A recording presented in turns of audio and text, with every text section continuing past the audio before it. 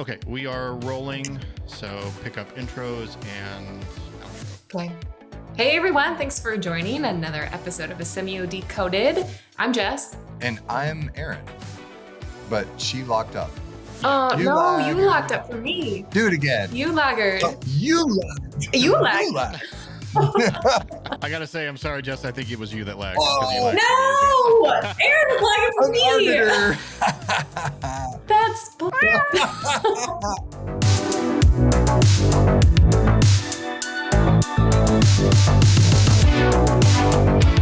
Hi everyone, thanks for joining another episode of Asemio Decoded. I'm Jess.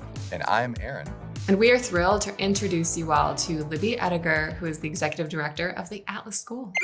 We went into this conversation planning for it to be about the talent gap, which is the title of this episode. But Libby is such a cool leader in our community, and the Atlas School is such a key institution here in Tulsa that we spent a lot of our time, most of our time together, just talking about some of the great ways that Atlas has had an impact in our community. So after you meet Libby, you're going to hear me pop in quite a bit, particularly early on, to contextualize what we're talking about within the phenomenon coined the talent gap. So we'll continue to talk about the Atlas School throughout the conversation, but you'll quickly see that organizations like Atlas are at the core of understanding and navigating a new landscape of tech talent in the US. So let's dive in. Libby, first of all, thank you for spending some time with us. It was so great to have you on here. And to your point earlier on, it is so cool just to see how far you have come and what this Atlas School has become, in the days since we were in our conference room in our old office, right? The world is so different and in so many ways. So I would just love, though, for you to start and to share your background. Just tell us a little bit about who you are. Tell us about the Atlas School, and then we'll dive in from there. Absolutely. So I am an Oklahoma native. I think that's always a great place to start. I grew up in Stillwater, Oklahoma, wonderful college town. But because I grew up 5 minutes from a university, I could tell you at a very early age that I was keen to leave. My dream was to end up on the East or West Coast, to see a different part of the country, and to have an opportunity, at least how I would have described it, an opportunity for some freedom and independence. And so that led me to Washington, D.C., where I studied political science at George Washington University. And as fate would have it, in my undergraduate quest to figure out what I wanted to do in the world of politics or policy, a buddy called me out of the blue and said, "Hey, I'm working on this project. And it's in the political space. So we're looking for someone who can join the team, who can help us talk to policymakers and talk to lobbyists, but it's a tech product. And I think you're going to love it. You'll find it so compelling." And so I said yes to a cup of coffee for something that I thought would be a one-off project while I was in school, and ultimately spent 5.5 years building a software product that we sold to the market, and also getting to build a company and build a team with folks who would become some of my very best friends. And through that process, realized that even though there's something miswired in my brain that likes politics and polling data, I absolutely loved the way that technology could transform an industry. I saw what our tool did for our clients.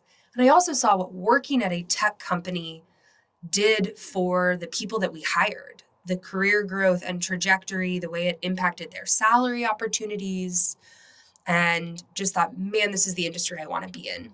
And so when life brought me back to Tulsa, I moved here for love. My now husband was working in the oil and gas sector and convinced me after a couple of years of long distance dating that Tulsa was the place to be.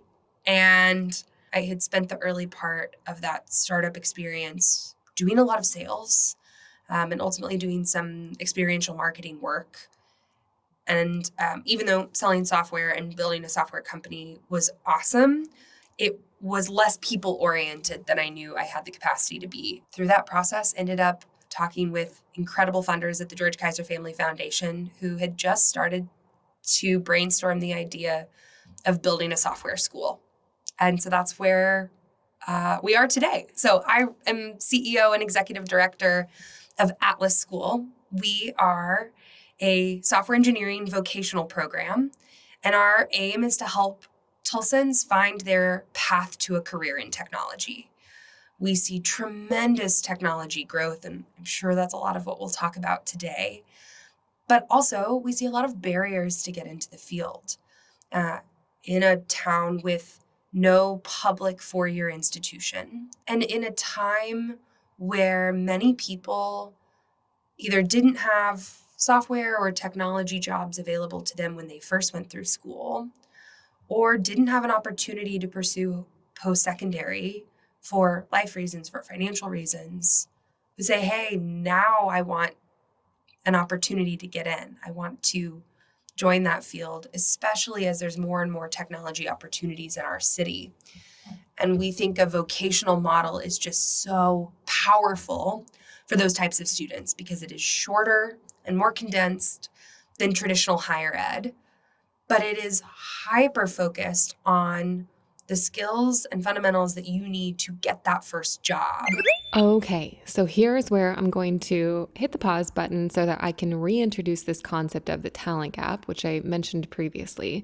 And in this context, it refers to the existing lack in high quality talent available to fill the growing number of software jobs across the country. Across sectors, the International Data Corporation predicts a global shortfall of 4 million developers by 2025, so just next year. And a 2021 Gartner survey of IT execs shows that 64% believe the ongoing tech talent shortage is the most significant barrier to the adoption of emerging technologies. So companies need developers because software is everywhere, but they don't have enough candidates with the necessary skills to fill the roles. The problem spans nonprofits, government institutions, among the clients we work with, as well as major corporations.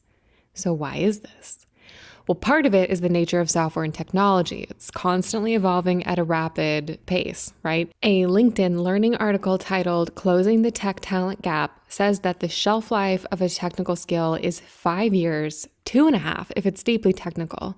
And I imagine that people who work in this space would agree and may have, even different opinions. Being nimble is the name of the game because it can be hard to keep up. But that's not the whole picture, as Libby says, because there are also a lot of barriers that keep super smart, adept people from feeling like a career in tech is even an option for them. What's so innovative about what Atlas is doing to address the talent gap is that tech skills are often seen as something you gain at a 4-year higher education institution, which you absolutely can do. But the advent of vocational schools that teach coding skills opens up the door for more people who would not otherwise have gotten that education or that opportunity. There just aren't that many schools that are doing this in the country, so Atlas is pretty special. But we've been open for 4 years and are absolutely floored every single day by the brilliant students that we have walk through our front door. Yeah, which is like totally our people, by the way. Yes. Literally, I love it whenever I run into an Atlas student somewhere in the community, because we might be talking about web servers or Python, machine learning, or AR, VR stuff.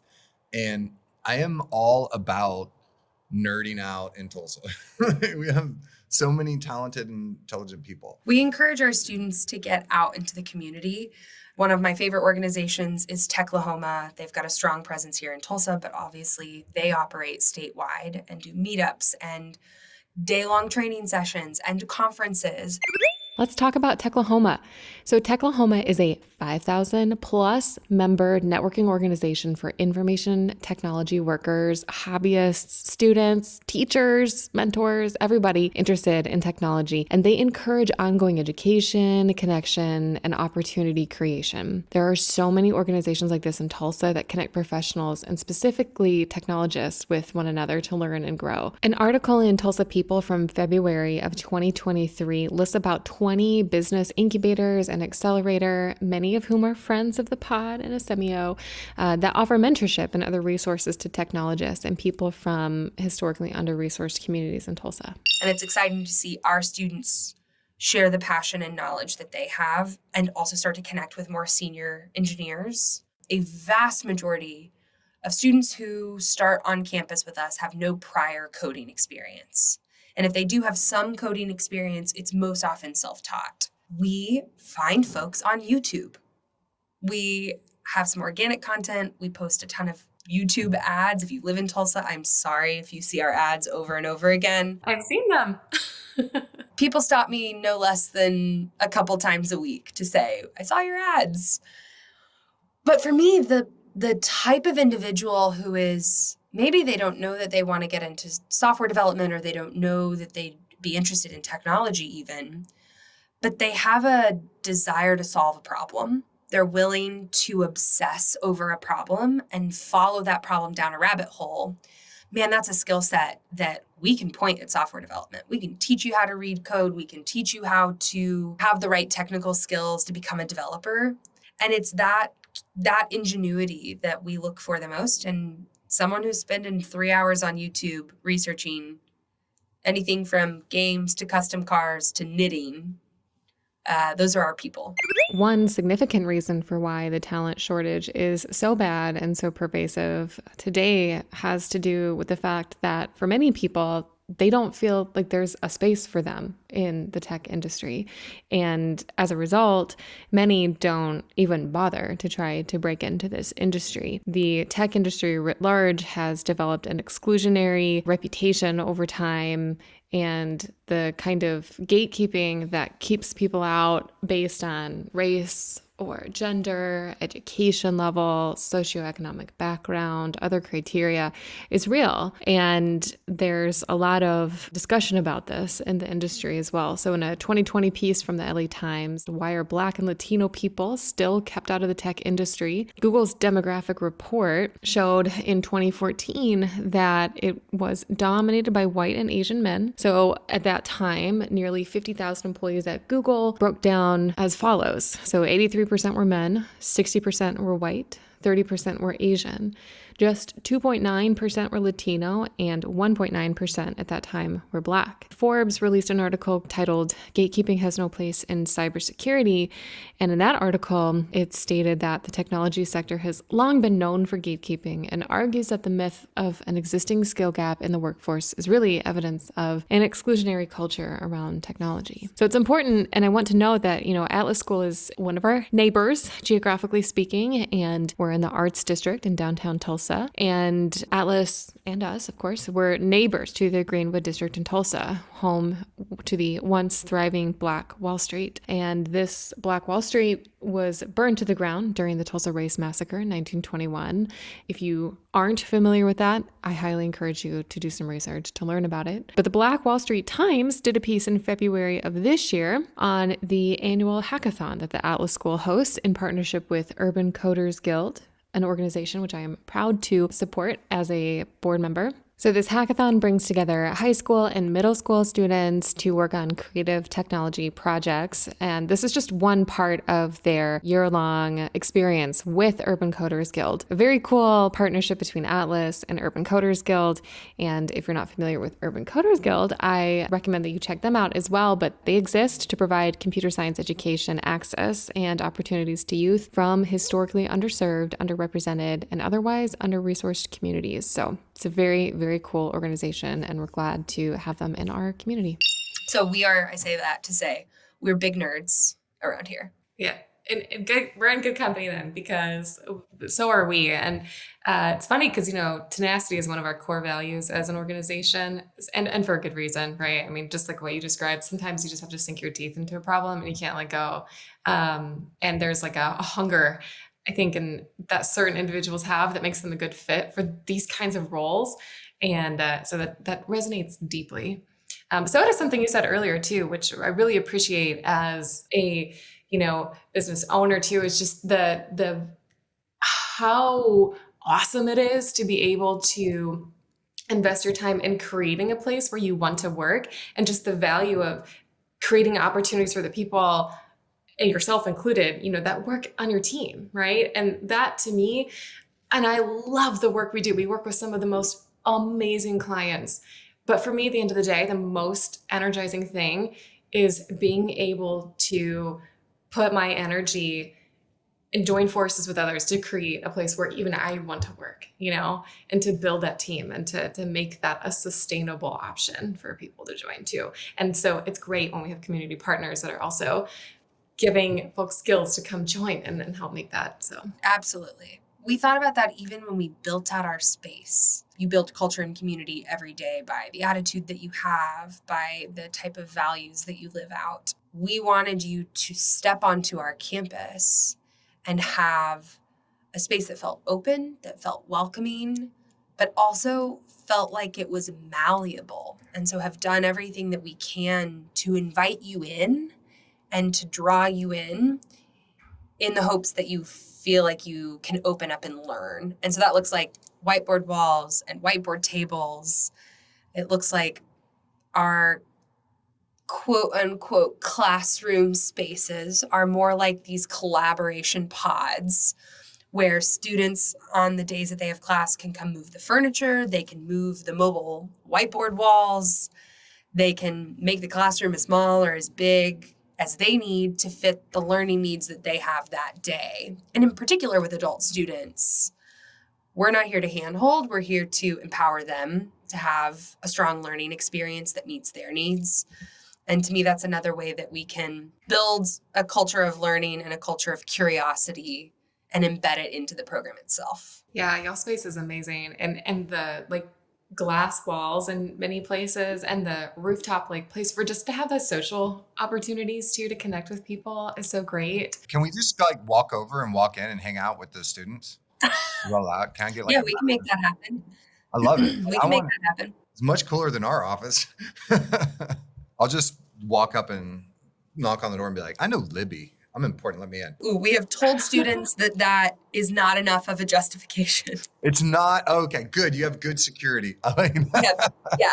You know, I was talking with actually speaking of Techlahoma, I was talking with Luke Crouch yesterday, and we were talking about more kind of interesting like talks and stuff and how we could host them in different places and everything from philosophical technology talks to architectural talks to practical coding lessons and stuff. So I feel like much goodness happening in our future around that. He just came to campus and did something on cryptography, He was telling me about that. and our students were obsessed.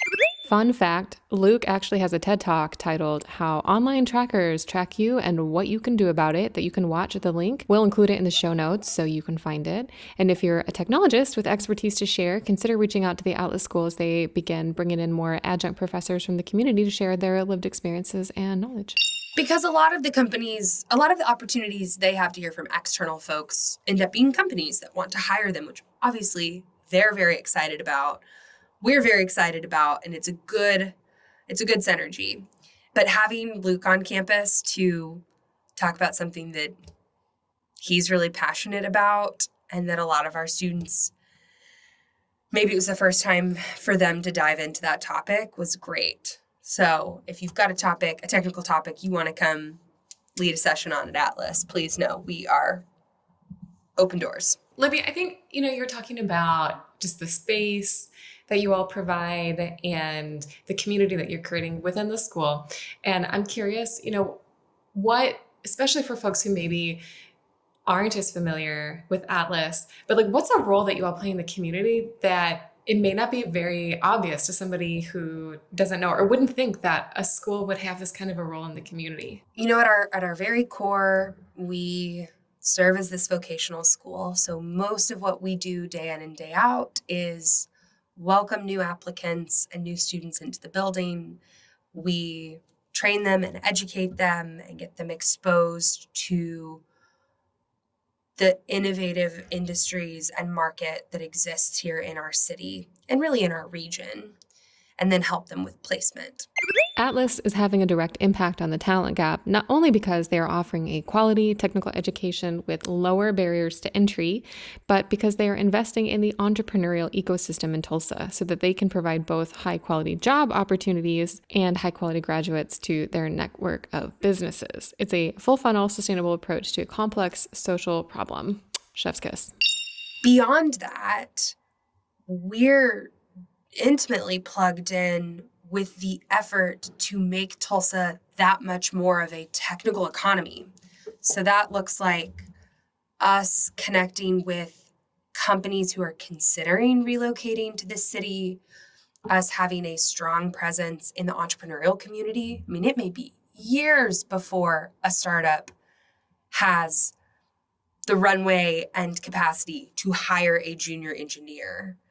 But we want to be there invested in that part of our ecosystem to make sure that an entrepreneur feels confident that they can build here, that when they get that Series A check, that their first engineer can hire a team of engineers in our city. And also to make sure they know that we're producing individuals who will someday go on to found their own companies. My dream is that those students and alumni and participants start to connect with each other without us. Someone has come up through an entrepreneurial program at 36 Degrees North or worked at a large legacy industry for years, but has been going to sessions and programming with Build in Tulsa or Act House. And they connect at a Techlahoma event with a student of Atlas, and it may be 5 years or 10 years down the road before they launch. But like that to me is the nodes in the network connecting without us directly pulling levers. And it's going to take a lot of groundwork to make those networks possible and make them exist. And to me, I see that as our even greater responsibility beyond what is still core and still deeply important, which is running the school well and getting students into the market. Talk to me about how you see the value transfer on, in the business model and where the students get, what they get out of it, and then how they give back to Atlas in the future and the sustainability, all those really simple, easy questions about running an organization like that. The way that we decided to architect this school from our build period, which was sort of 2019, we launched that very first class in early 2020, 8 weeks before a global pandemic. But it was important to us, and I mentioned earlier that we have support from a charitable funder from the George Kaiser Family Foundation, that we thought about accessibility and equity in the structure of the program for an individual student. And to that end, we have kind of a bifurcated program when it comes to access and funding support as a student is thinking about tackling school. The first is that we recognize to do a full-time program, and we are hybrid, so the students are on campus 1 day a week.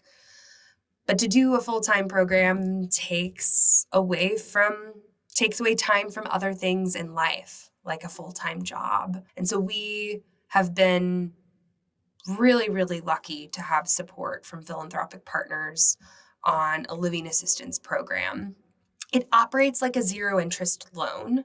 So the student is taking out money to go through school, but it can be used, no questions asked, for the needs that they need to have met: housing, healthcare, childcare, a car, anything that they might need. And what we've done is said, we are so bullish on the growth of the city of Tulsa and wanting people to not only go through this education, but stay with this new education, that if you'll commit to stick around in Tulsa for about 3.5 years after you've graduated, we'll waive repayment on that loan. What? That's awesome. You can, every year that you are here after you graduate up until just under 4 years, have eligibility to have that loan payment waived. And if you choose to go to Dallas, boo, or Kansas City, or sort of decide that life or job opportunities are taking you somewhere else, it's a zero interest loan. There's a really generous grace period as the student fulfills their tuition commitment. And it's a pay it forward model. So in the event that someone does pay it back, that money is actually going to the next round of students. So you've been provided opportunity and you're able to pay it back and pay it forward to the next student. So that's the first thing that was awesome. Really important. To the question that you asked about, how do you get this type of a model up and running and the school up and running? Running a school is not an inexpensive endeavor. Hiring staff, having a physical space, in particular, a best-in-class, like really high-quality space to bring students into. But we decided that it was worthwhile to allow students to defer their tuition, to have the financial commitment that they have for funding and education to be delayed so that they don't have that burden while they're in school. And we also decided that we were willing to take a risk that if we didn't do a good enough job getting them trained, if they did not secure employment, that we wouldn't take tuition dollars from them. And there's some nuance to the contract, but at its core, most of our students work off of an income-based repayment where they have to meet a minimum salary to qualify to pay tuition. They'll pay tuition proportional to the salary that they're able to select. So if a student gets a job making $60,000 a year, their tuition is proportional to that amount compared to someone who makes a starting salary of $100,000 a year. You can only do that if you have working capital from strong philanthropic partners who are willing to be in the trenches with you and know that it will take years and years and years to build. That's awesome. Like, because that's like, you know, if something sounds too good to be true, it usually isn't, but that's not true in the case when you have a community that's so supportive of growing tech talent like Tulsa, you know, because that's a win-win-win situation, especially if you don't have a way. It's super hard to get into technology. As a lifelong technologist, I've had 1,000 conversations with people that are interested in technology, and it's just so hard. Getting in is the hardest part. As soon as you're in, you can advance, you can move laterally, you can move vertically, all over the place. But getting that first opportunity is so difficult. And I think that's one of the things that Atlas excels at. We have to be building the right skills. We have to be training students for jobs that are available. And if we don't, then we're going to be paid proportionally to that. The plug that I usually make when people say, tech jobs, Tulsa, you're such a heavy oil and gas town. Second big industry is aerospace. But software engineering is the fourth most in-demand job in our city today. Libby and the folks at Atlas are not the only people in our community that are betting on tech jobs bringing in the new people and interest to Tulsa. A program called Tulsa Remote offers remote workers a $10,000 grant to move to and work from Tulsa. With staggeringly over 85% of developers working either fully remote or on a hybrid in-office/remote schedule, this program invites tech-minded professionals and potential future employers to the city, which, as you'll hear Aaron and Libby point out, is most of the battle in getting them to stay. There's just something about Tulsa. And it is the first most in-demand job from national companies that recruit in Tulsa. And every company in town is hiring. We see banks, we see all the oil and gas players, we see the aerospace industry in particular has a demand for software talent, much less some of the innovative industries and sectors we see other entities in town investing in. Our good friends next door at Tulsa Innovation Labs, their whole mission is to understand and project and then try and build towards where we can take existing assets and existing industries and make them more technology driven, make them more innovative, whether that's the way that we are going to see the energy transition take place, or looking at our aerospace partners and existing assets from our tribal communities and existing university partners and saying, we're going to go in on drones, which who would have thought that Tulsa, America would be a hub for drone research, but it's one of the best places in the United States to fly drones beyond the line of sight because of the partners at the Osage Nation. Did she say drones?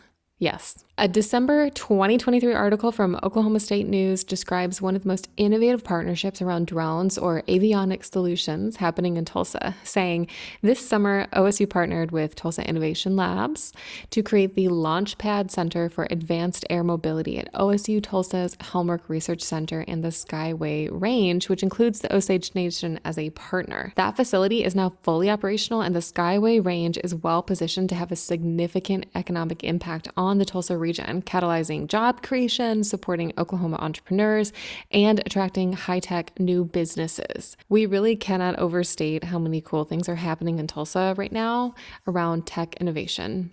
And so, to me, It requires us to be iterative. It requires us to be collaborative and in coordination with industry constantly.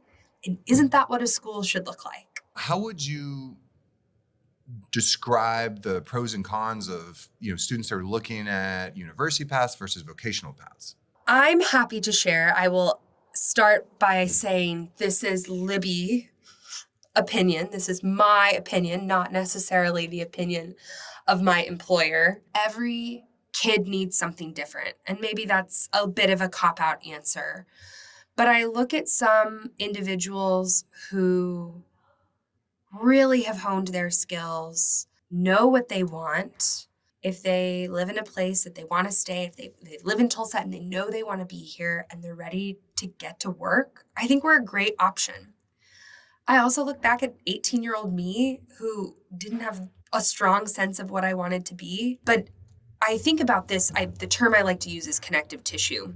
But think about the other things that we can be building in a workforce continuum that help get a student from 16 to 18 years old to their early 20s for some form of training and beyond. And maybe that is better externships so that your senior year of high school, you get more exposure, or something like a gap year. But I benefited a lot from my own college education. If you're a parent and you're thinking, man, I would push my kid to a vocational program, but I am nervous about the social component, about the learning to be an adult part that happens not entirely on purpose in college, but just kind of happens by way of being independent, being on your own. I think you can find vocational programs and training programs that also provide that. Our model is based in a 20-month program. So unlike a 15-week boot camp, which makes it a very hard environment to build lifelong friendships or relationships, man, our students have strong community because they're on campus every single week. They get to know each other.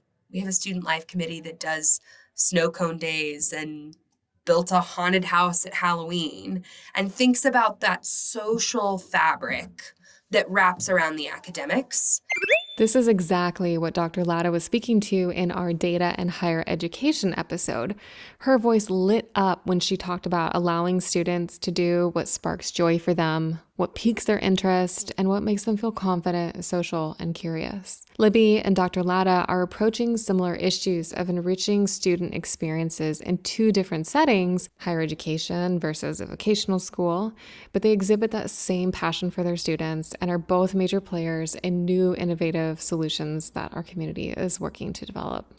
And to me, that's the thing that whether you do college or you do some other training is irreplaceable. It sounds like that community building, and I'm speaking certainly from a place of not a lot of depth of understanding too about other vocational programs, but it sounds like that's a bit of a differentiator for you all too, and how you may show up in a community differently than other vocational programs. Is that a good assumption? Are there other things that you would say differentiate you from maybe more traditional vocational programs? Maybe there are some elements of the program itself, the peer learning and project-based learning, the lack of strong lecture-based curriculum that lend itself to that. But I really do think it's the phenomenal staff that we've built and their care for the student experience.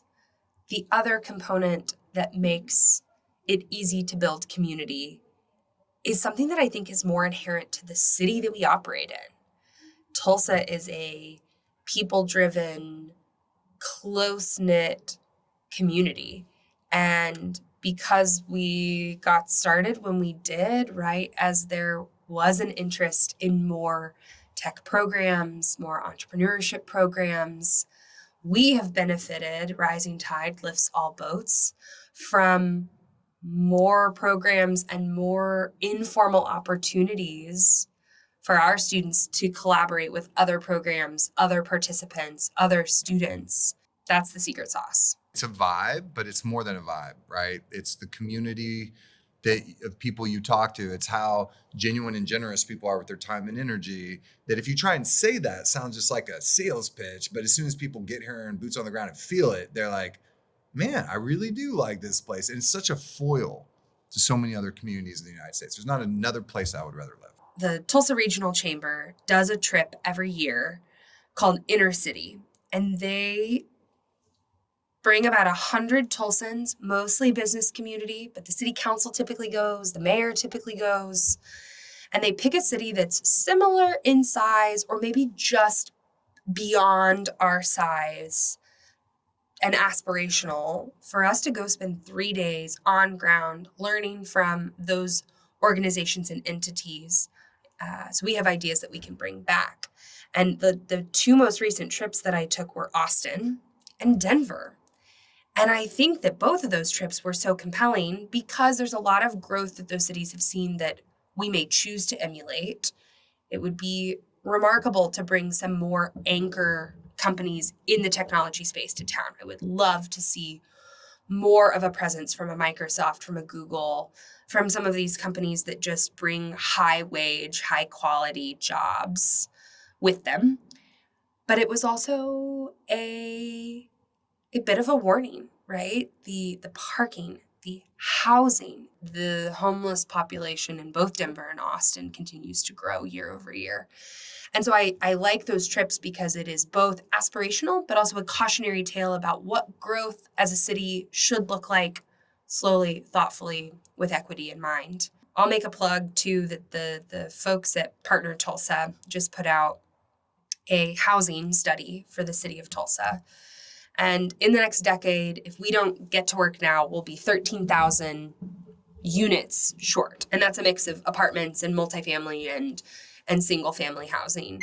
The housing shortage is something that's top of mind for many Tulsans and is also, of course, a topic of national conversation. The team here at Asemio has been deeply involved in this work for a while now, working with our partners in the education and public health spaces, as well as with other social service organizations to securely use evictions data to help create better educational stability for students that are facing housing instability. And that would be a really interesting topic that we could probably spend an entire episode on, so we may need to do that. But some good work is happening here in our community, despite many of these wicked problems that continue to pervade. We need 13,000 new projected units beyond the capacity we have now. We need to build that in the next decade. Austin has over 200,000 units that they are short today. 13,000 is a big number. Don't get me wrong. That is daunting. That's going to take a lot of work from developers and from city officials and assets to try and all come together and leverage what we have. But that's far smaller than 200,000. And to me, that gives me optimism that we can brace and build, even if we're trying to bring new and big companies to town. I'd love to hear about how the school has evolved over the years in terms of the growth. So student size, participant size, but also what are some of the biggest shifts that you've seen even in the last couple of years in terms of what you're offering as part of the curriculum? It's a great question. When we opened, our class sizes were somewhere between 15 and 30 students at a time. Now our demand is 70, 80 students at a time. We sort of see the writing on the wall that this is probably the year we break up over 100 in one of our starts, which is really exciting. But to me, one of the big adjustments we have made is how we weave our company partners, how we weave our hiring partners into the academic journey.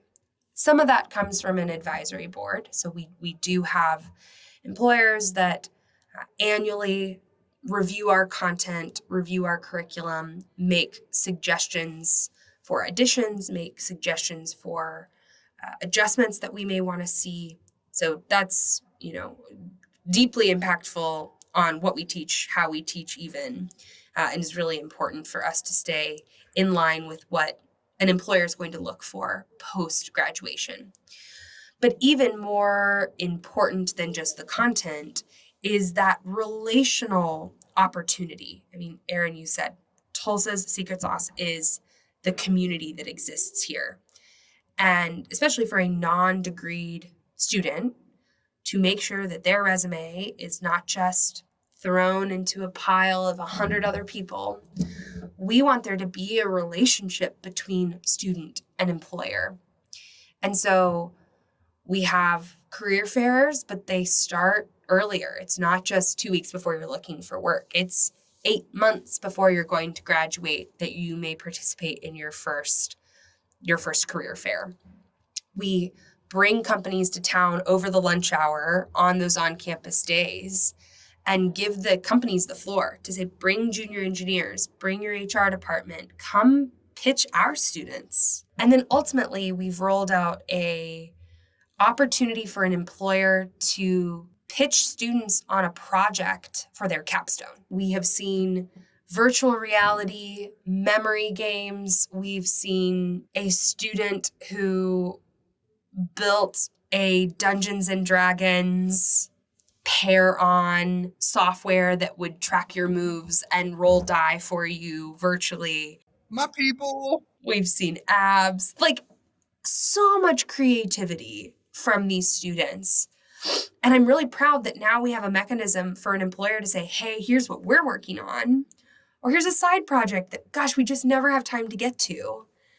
And the students can work directly with an employer and build something that gives them real world experience, that lets them get to know the company, lets the company get to know the grad.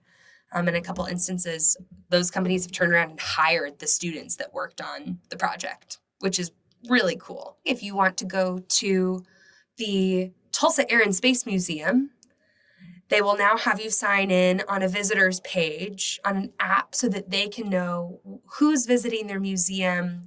They can understand the demographics and if you've been there before. And that was designed by an Atlas student or a group of Atlas students as a capstone. Yay. Yeah, that is so cool. Well, y'all do so much too to support the students beyond just the more technical and tactical skills too. Because, you know, as an employer, I know we've been a part of things like mock interviews, right? Like something that can be so unfamiliar to students and doesn't traditionally always get supported in other programs and things like that too. So, and that experience, and that kind of feedback can be so invaluable. Like if you don't know, you don't know. And there may be some really simple things that you can do, but just having somebody say, hey, here's what we see, you know, you might want to consider adding this in or frame it this way, or, you know, here's how you answer or be prepared for this kind of a question. Right.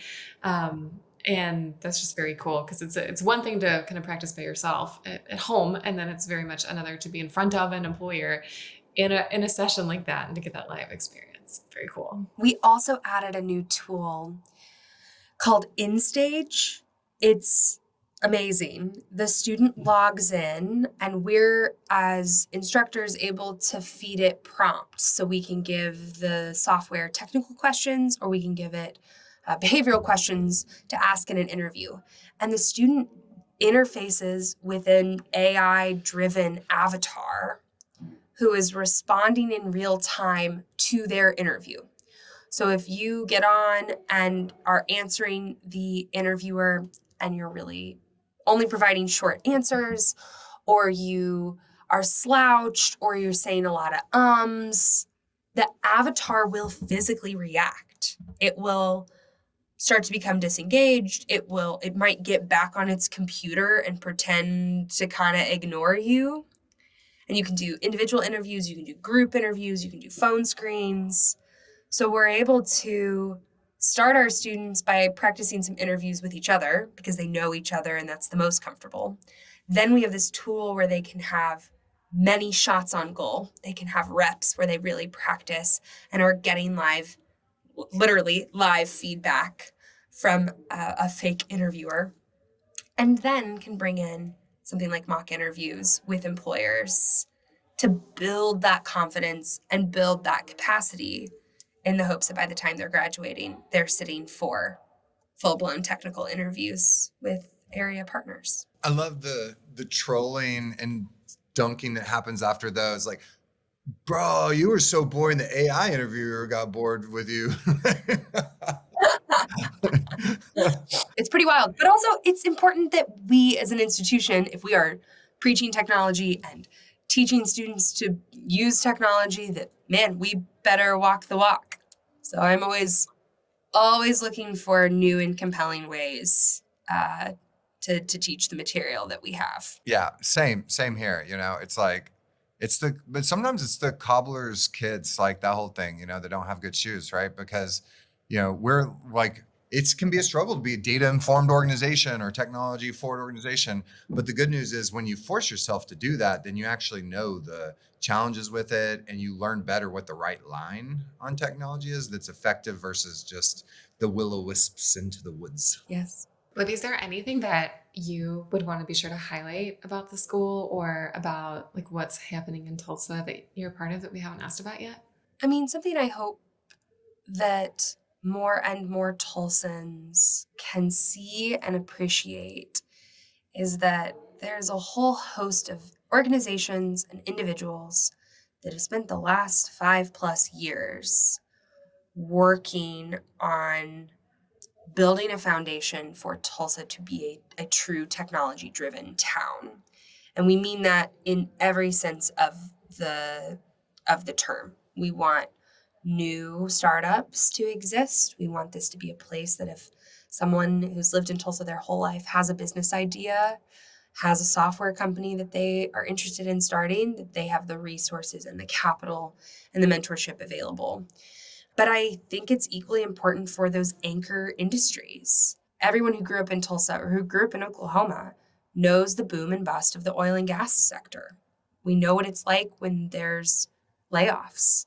And to give ourselves the resilience in our economy to have other companies, other types of jobs, and to get our oil and gas companies, these incredible energy companies, to be able to innovate and push themselves, to have talent that they can hire to build new technologies, to innovate and embrace new types of energy, just has me optimistic. And I think we, as people that build, we can often be nose to the ground, trying to work tirelessly to get something started and not take an opportunity to share that with the folks around us.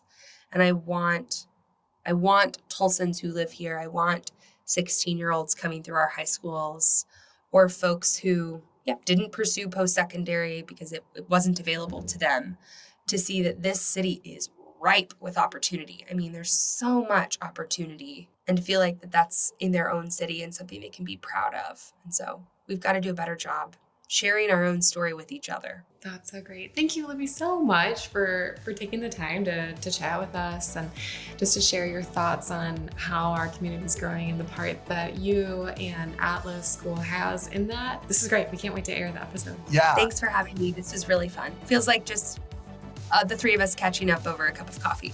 It totally does. It totally does. Yeah, thanks for being here and for all you do in the community. I appreciate that.